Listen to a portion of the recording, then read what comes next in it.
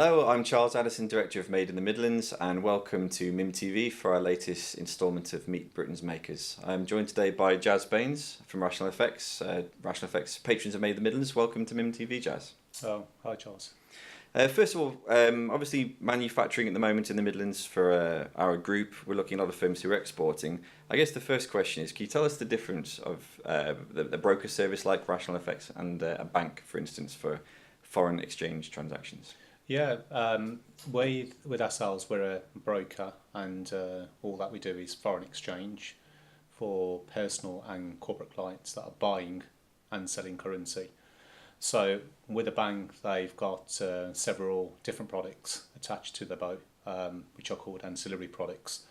So they would be looking after foreign exchange, looking at possibility of loans, etc. products. So they've got several different products that they've got to look after. Yeah. But with ourselves, we only look after foreign exchange on a daily basis. So what's the difference between a bank and a broker? Number one, we're a small firm, our overheads are small, and our buying and selling power in the market to buy the foreign exchange currency is very, very competitive. So which allows us to give back more to personal and corporate clients than having to get a rate from the bank. So potentially we can save up to maybe 4 or 5% against a bank. We saw this with Brexit as well, again, sort of changing confidence, seeing a weakening of the pound. I mean, how would that have helped exporters from the Midlands? Yeah, I mean, firstly, we've seen almost a fall since Brexit 2016 in June, but almost now the approximate figure in the pound fall is roughly about 20%. So what does that mean for exporters, manufacturers? It's great for them because they can appreciate the actual the fall in the pound. They can export, allows them to export more, and it's good for buyers from the global world market to actually sell more into the UK because of the fall in the pound. So it's a great time for exporters at the moment, not so good for importers. I mean, we anecdotally speaking with our members at the moment, there's been a lot of factors which have made for quite turbulent financial conditions in the world. I mean, how have foreign currency and foreign exchange markets reacted to the general election recently, for instance? I think there was a pre the general election announcement on the 8th of June. There was strength on the actual pound before the announcement.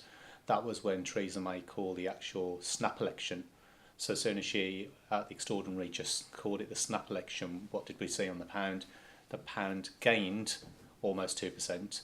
But what did we see? The post announcement of the general election on the 8th of June, we actually saw a fall on the pound almost 2%. So give or take here or there, we didn't really see much gain to one side. So we did see a gain up to roughly 2%, and then we saw a loss at 2%. So really we saw a flat equilibrium almost. So not much really gain or loss at all. And would you say that firms are generally quite confident going into the rest of 2017? I think most of them are, especially at the moment for exporters. But I think for a lot of the importers, I think they've got to take it a step at a time, because I think there's still going to be a lot of uncertainty for the next maybe 2-3 years.